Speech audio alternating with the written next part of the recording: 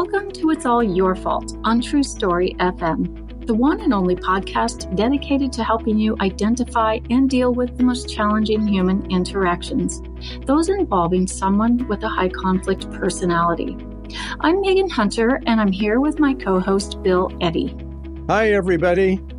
We are the co-founders of the High Conflict Institute in San Diego, California, where we focus on training, consulting, coaching, classes, and educational programs and methods to do with high conflict.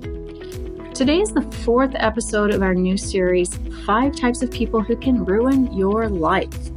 And today's focus is the relationship, if any, between domestic violence, also known as intimate partner violence, and the love you, hate you types that we spoke of in the last episode, the high conflict borderline types, and then the cruel and conning types, the high conflict antisocial personalities.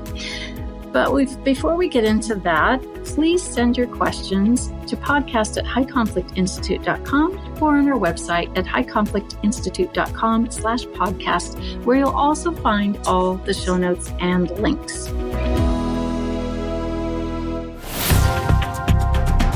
October is Domestic Violence Awareness Month.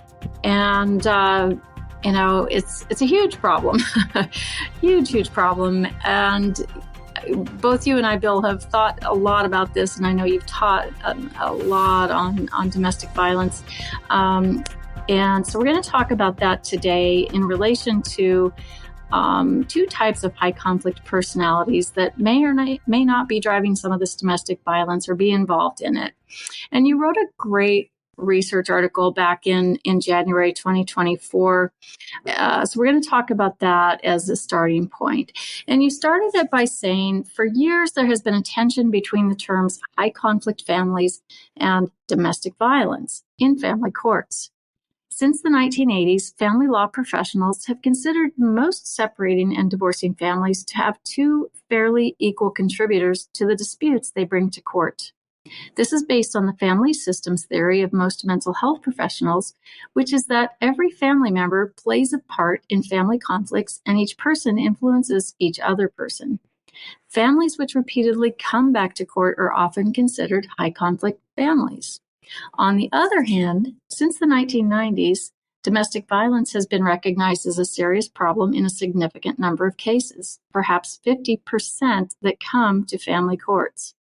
Domestic violence is generally a one-way problem, with a perpetrator of the abuse and a victim survivor who lives in fear and is just trying to cope. The problem for family law professionals is sorting out which type of problem situation exists in a given family, since they often look similar on the surface with mutual allegations of abusive behavior, a lot of intense emotions, and children who may have taken sides in the conflict for good or bad reasons. You addressed in this article, Bill, the importance of distinguishing these families with just one perpetrator of abuse and families with 2 significant contributors to the problem. And I think what we've seen often throughout the years is that it's confusing for the professionals who are helping in these cases, and they really need to be careful not to mix up what is really going on.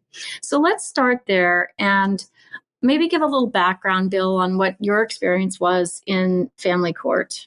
Basically, there was kind of 2 different issues that emerged. And when I started as a lawyer in 1993, there was a lot of talk about high conflict families, and that had been true since about 1980, because they had started to try to get high conflict families to go to mediation and stay out of court to kind of settle down. Everybody was part of the problem, kind of the family counseling approach, family systems. Everybody contributes to the problem. But interestingly, in the mid-1990s, especially with the O.J. Simpson case, it became clear that there's domestic violence that's really separate from this. So what I saw is I would get domestic violence cases and I would say to the judge, Your Honor, this is, my client's being abused. And some judges would go, oh, okay, I see that. And others would say, well, she's probably doing something too. That's probably an equal situation. Takes two to tango. Yeah. Right? That's the common phrase. Right. And that still exists for some people. So you have to really keep an open mind. This could be a situation where one person is driving the abuse. Or it could be both people are equally arguing. But with domestic violence, it's pretty rare you have both people being violent, although that occurs sometimes. And the judges actually, at least in California back in the 1990s, the law changed so that judges could only find one person as the perpetrator of the domestic violence. So the idea that, well, both people are contributing, that was thrown out. And it was like, we need to figure out if there's physical violence, is there a person that's driving this? So it did switch to that. But even back then, there was a lot of talk that, well, there's no mental health issue with domestic violence. And that's where, by about the 2000s, people started realizing, some people, researchers started realizing domestic violence seems to be associated with personality disorders in many cases, especially borderline personality disorder and antisocial personality disorder. That again, if people don't understand this, those are personalities that blame a lot and lie sometimes. So is someone lying about domestic violence, or is there really domestic violence? And so that's been something that still people argue about in family court. Yeah. So you continued in this article, thinking of terms of high conflict personalities with violence and high conflict personalities without violence. In other words, the problem isn't the family, it's the individual. So if we're talking about, do you think there's a higher proportion then of people with a high conflict personality, particularly borderline or antisocial, that are represented in domestic violence cases? Yes. And there's some research that looked at 163 studies to see, is a personality disorder mean there's a higher incidence or higher risk of domestic violence? And the study, looking at all these studies, concluded that yes. And I'll read a quote from this. And it's an article by Colason and Lynham in 2021. And it said, at the global total IPV perpetration level, IPV being intimate partner violence, every PD, personality disorder, except for histrionic personality disorder and obsessive compulsive personality disorder, demonstrated significant and positive effects. Perhaps unsurprisingly, the largest effect size, that means the significant size, were found for ASPD and BPD, which are also the two most widely studied personality disorders in relation to intimate partner violence. But I also want to say that they found that, for example, not everyone who carries an ASPD or BPD diagnosis is necessarily violent, perhaps less than the majority. So while it's a higher incidence of violence with people with these personalities, doesn't mean everyone with these personalities is violent. And that's important to know. But understanding these two personalities and domestic violence makes a lot of sense because, you were saying high conflict personalities with violence and without. They both blame others, but some don't get violent. Some are verbal, some pout, some withdraw. But the ones with violence, and their high conflict personalities as well, they're blaming other people and allow themselves to harm those other people. And so why is that? Let's talk about the antisocial personality. So their fear being dominated. So let's kind of break down a situation with domestic violence. If someone has a fear of being dominated, what happens when let's say they're in that intimate partner relationship and it's maybe kind of been building and building, and suddenly their fear of being dominated is triggered, right? And now they feel dominated, and they have to get back to feeling where they're the dominating, powerful one again, right? In charge. So where in that mix does the violence come out? Well, I think where you see this most dramatically, and you see this in the news, is, say, a woman, because antisocial personality disorder is about 3/4 men, 1/4 female. So more likely a woman is their target of blame. Let's say a woman gets into another relationship that gives her the confidence to leave her abusive spouse with antisocial personality disorder. Well, someone with antisocial personality, for one, they're losing the person that they've dominated. And so that's threatening. But someone else is getting that person. There's a new partner. And that is so humiliating that they feel dominated. Like, I'm being made to look like a fool. I'm being made to look like a clown. I'm going to punish both of them. And that's where you see violence come out. Especially, let's say the woman comes back to the house to pick up some things and gets beat up. Or maybe the man, in some cases, goes to try to find the woman and her new, partner. And it may not even be a new partner, maybe someone that's just being a helpful person, maybe even a professional, but they target them.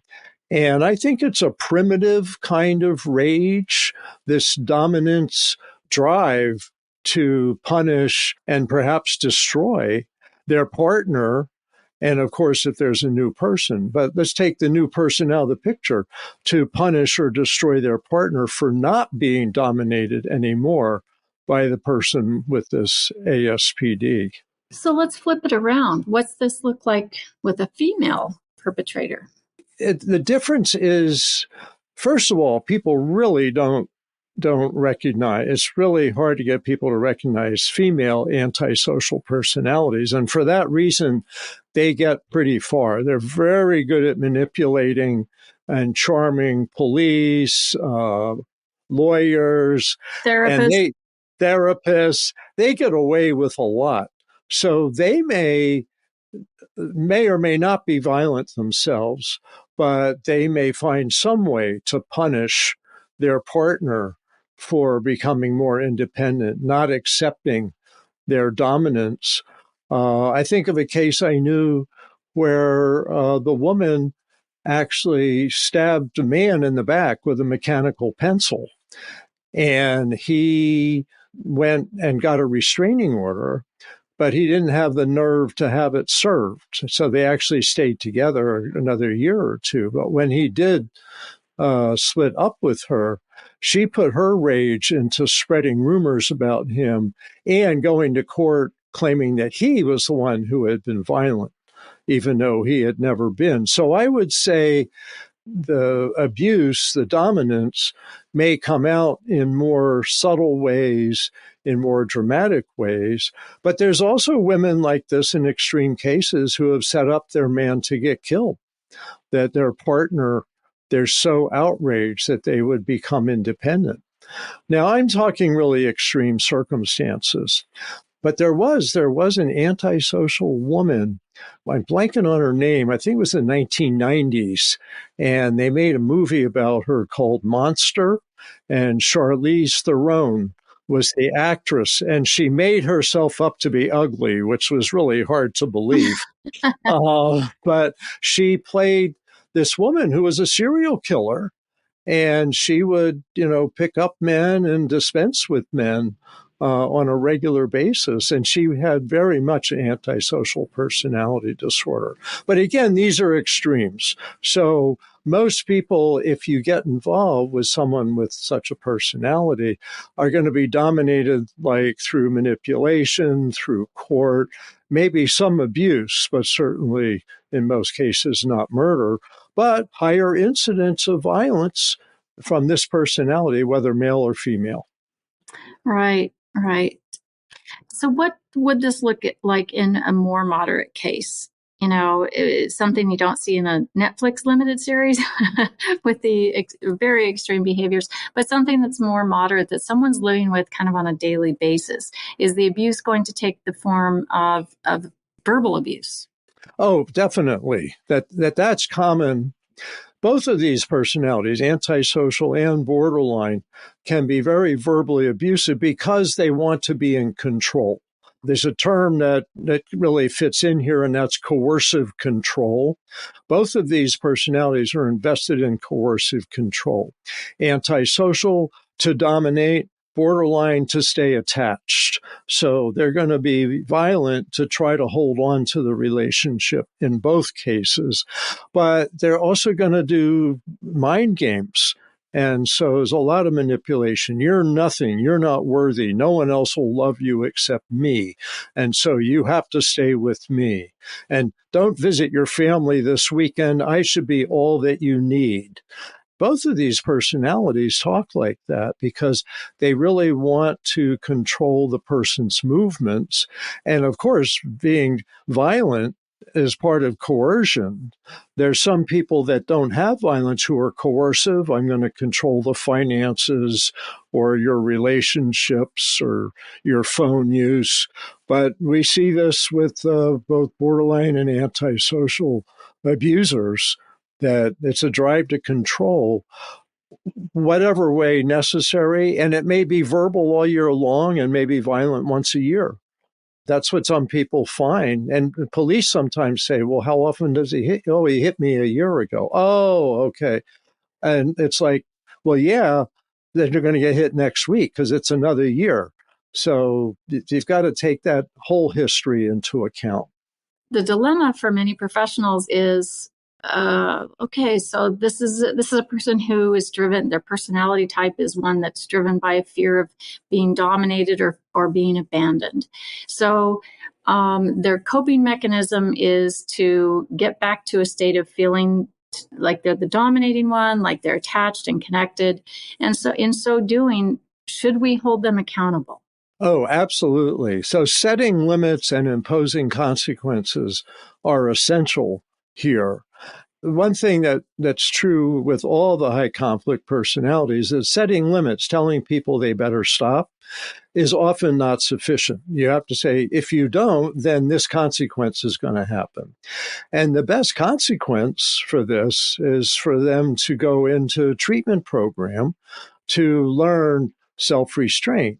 So there's 52-week group therapies for people with domestic violence that can be good for a lot of people.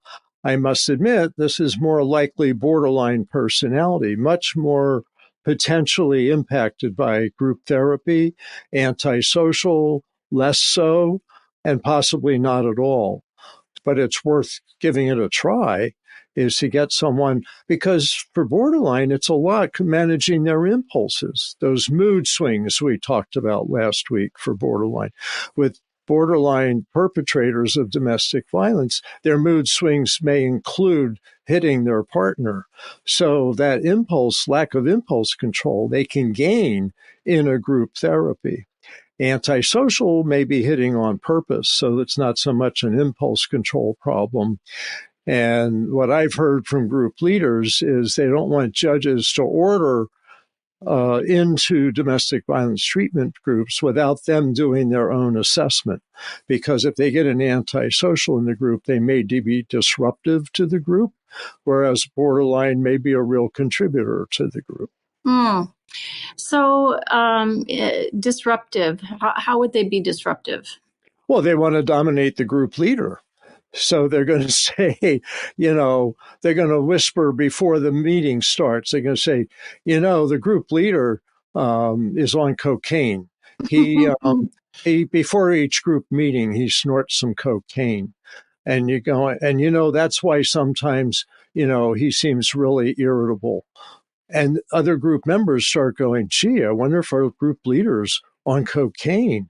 And it's like you disrupt the group that way. And I want to tell you, I'm not just making this up.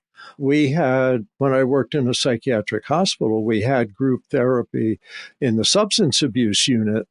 And we had an antisocial guy who was telling people that the staff were doing cocaine during lunch breaks. And it's like, but fortunately, the other patients said to us, this guy said this, that doesn't fit, and they said, it's absolutely not true. And so we ended up kicking the guy out of the program. Yeah, this personality type, this dominance, it drives everything, and it becomes so very, very predictable. So I think the therapists and group leaders are very wise to have their own assessment, to be able to do this. And so let's talk for a second about law enforcement and, having two people, you're at a domestic violence call. And by the way, we are going to be speaking to someone in law enforcement who's been on many domestic violence calls in our next episode. So that should be really fascinating. But what do you do? How is a law enforcement officer supposed to figure out who's who in the zoo on a domestic call? Figuring out, like between antisocial and borderline, they don't have to figure that out. But figuring out who's telling the truth and who's actually been abusive is a problem. So they get to a house and, woman says to them, he was beating me up. And they separate people.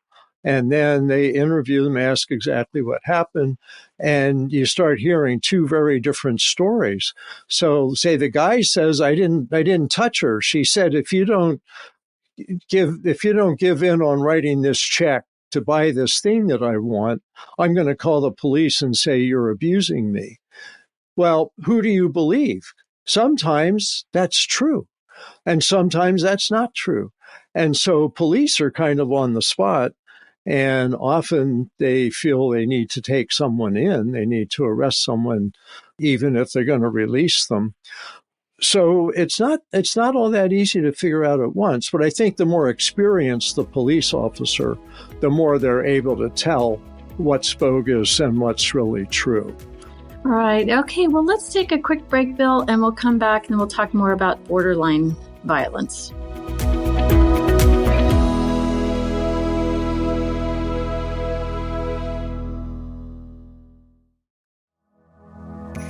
Are you struggling to handle interactions with difficult people? Our Conflict Influencer class is here to help. This is a class that I teach periodically for 6 weeks at a time. In just a few sessions, you'll learn powerful techniques to influence conflicts with a high conflict person in your life.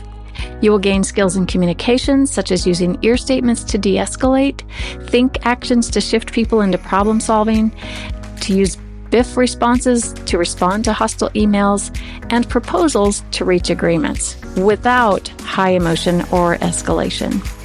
With this class, you'll be able to transform your approach and become a master at navigating tough relationships and proceed with confidence.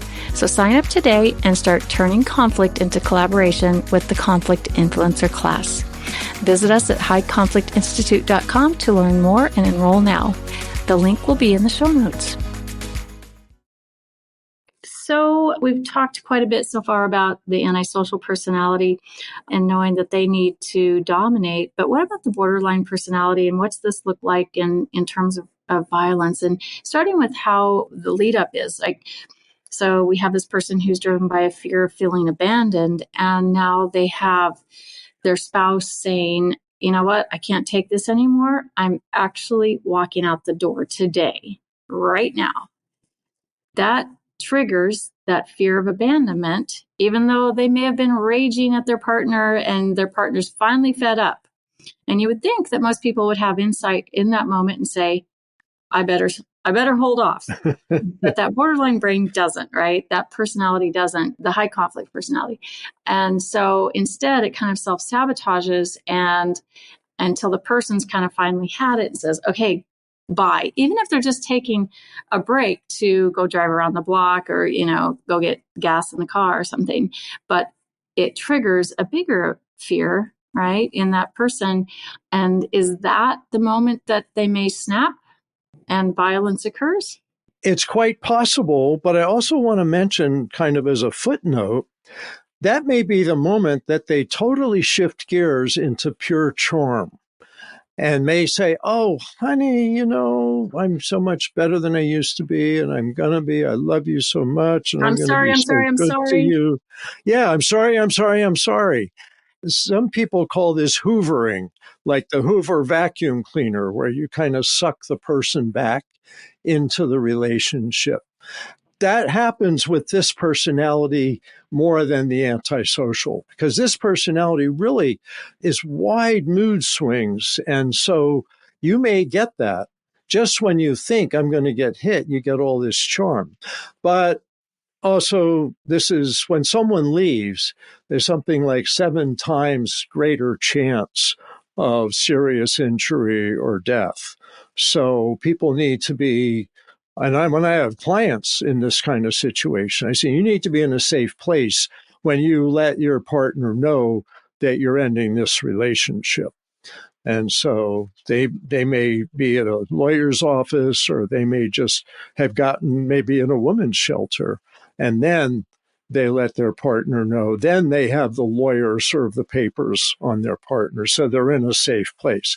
But yes, and let me read another quote from this research by Collison and Lynham, which we can mention in the show notes. It says, in explaining why perpetrators with BPD were, quotes, more likely to commit seriously violent and aggressive acts of IPV, close quotes, they found that their, quotes, emotional processing biases, such as interpreting a partner's ambiguous facial expression in an overly negative manner, or anxious attachment, and interactional alcohol and drug use serve to increase the risk of both severity and frequency of IPV perpetration. So the borderline's personality, because of this attachment, but often a higher incidence of alcohol and drug use with all the personality disorders, but that really increases the risk of violence. But also they have processing biases, that they see their partner's ambiguous facial expression and see it as hostile.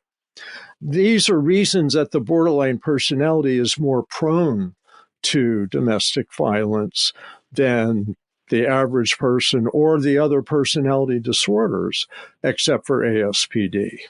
And with that borderline, it's hot, not calculated rage. Am I correct? Yes, it's more reactive. And I like the term, think of their anger as hot anger and the antisocial as cold anger, calculated anger. I'll get her next week when she's not expecting it, versus the borderline is like impulsive, lack of impulse control, emotional reaction, violence, and then regret and remorse. So they may right away say, "Oh, I'm so sorry. I'm so sorry."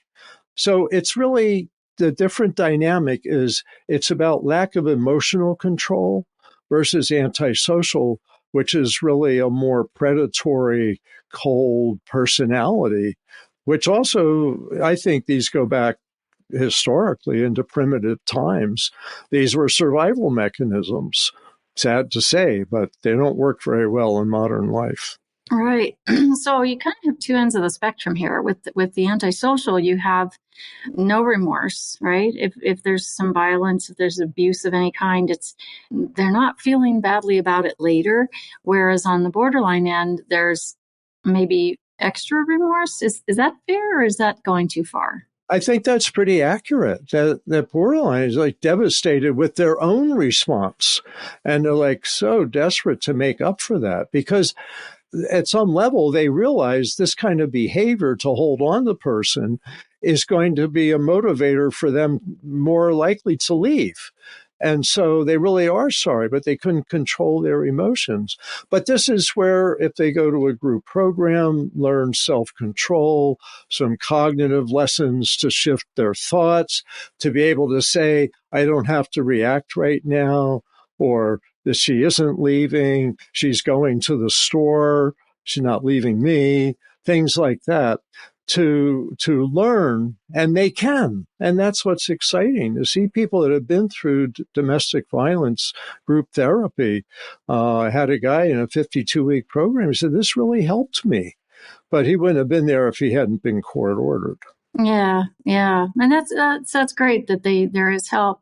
And then I guess the rubber meets the road when there's some test down the road, right? And you get in a situation again, probably in an intimate relationship where you're going to be tested. And with the borderline brain, it just seems to happen so quickly, like they just can't stop themselves. It's like snap. Whereas the antisocial brain, I don't know, is it less of a snap? I think so, yes, because they're already kind of at an emotional distance. And so they're like, this is happening, and they're already thinking strategy. What can I do to keep this person from leaving? Or what can I do to punish this person? But it's not the same emotional level. See, the thing is, people with borderline personality care, and they really care. They care for each other. They want to be cared for. There's a lot of empathy, sometimes too much empathy. People with antisocial personality disorder don't care. They don't have remorse. They don't have empathy. Or if they do, it's a small amount. Or it may be for just one person in their life and other people they're willing to hurt and they really don't care about. Now, before I go further, I want to say these are all generalizations. There's specific behavior within these ranges, more or less severe. Some antisocials may have a little bit of empathy. Like they say mafia people have some empathy for their family, but not for the rest of the world. Well, if they're abusive in their family, that empathy didn't go too far. But yeah, so that is a difference between these: hot anger, cold anger. Mm.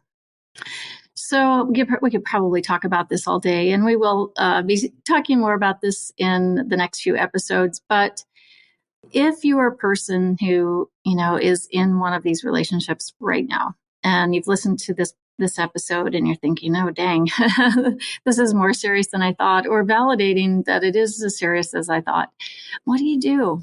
Well, I think, first of all, they should really talk to a lawyer or a therapist and talk about what their options are and develop an approach to what they're going to do. And whether they're willing to try to get the person into some kind of counseling for this, or whether they're willing to leave, what their situation is. And one thing that for professionals who are listening, it's tempting for professionals with domestic violence cases to want to take over the person's life and protect them and make all their decisions. And that's a big mistake. You still have to give the person choices. You still have to respect that they need to make adult decisions. You can strongly recommend things, but when therapists say you have to leave this person, you have to get divorced, that's not good. That you want to get them safe, but person needs to make that decision. And you don't want to be the one that the perpetrator comes to your office and they say, hey, I understand you told my wife she has to divorce me. Who are you to say that? And then they sue you or whatever. So you have to talk about options, but let them know. For example, if you're being strangled, strangulation is the worst predictor for eventual spousal murder. There's a 10 times greater chance that you'll be strangled to death by your partner than if they hadn't ever tried to strangle you. If someone holds a gun to your head, 5 times greater chance of death. But strangulation is 10 times greater because it's such an impulsive thing. So if you're a therapist or a lawyer, and you have a client that's had that, and you should ask if they've experienced that, you need to inform them of that and say, these are your choices, but you're at very high risk here. I really hope you'll make the decision this way. But it's up to you. I respect your adulthood. I respect your judgment. I'm not going to take away your right to make your own decisions. Yeah. And give them some referrals to, domestic violence hotlines and some cautions around even how to research that and that. And we will put some links to those in the show notes today as well. So, well, we've talked quite a bit about this. We're going to talk more in the next episode and a couple more episodes after that. But is there anything else you'd want to wrap with today? Well, I just want to say people do have a lot of choices, and there is a lot of help for victims of domestic violence or survivors of domestic violence. For example, women's shelters, restraining orders, going to court. Family court deals with this a lot nowadays. There's self-help clinics with many family courts. We're going to put the domestic violence hotline phone number in the show notes. So you have a lot of options. Get yourself first to a therapist or a lawyer and talk about what those options are, because you really have a lot of potential. And there's so many people going through this. And when you see people come out the other side so much stronger and happier, it's a wonderful thing. So no one should end up having to live this way. Well said. Thank you, Bill. Thank you, listeners, for listening today. And like we both said, there's lots of links in the show notes to what you need in your countries. And if you're not in the U.S. or Australia or Canada, which will have all those numbers in the show notes, Google wherever you are and find help for yourself. And if you're a professional, we have a lot of information and courses and books and things that you can read that will get you trained up on this.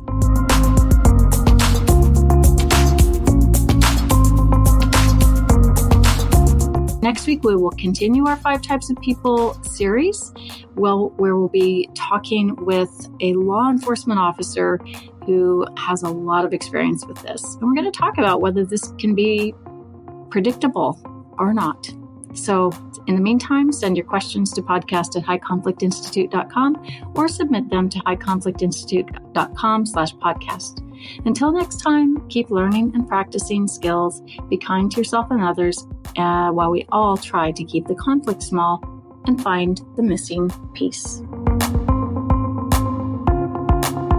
It's All Your Fault is a production of True Story FM. Engineering by Andy Nelson. Music by Wolf Samuels, John Coggins, and Ziv Moran. Find the show notes, and transcripts at truestory.fm or highconflictinstitute.com/podcast. If your podcast app allows ratings and reviews, please consider doing that for our show.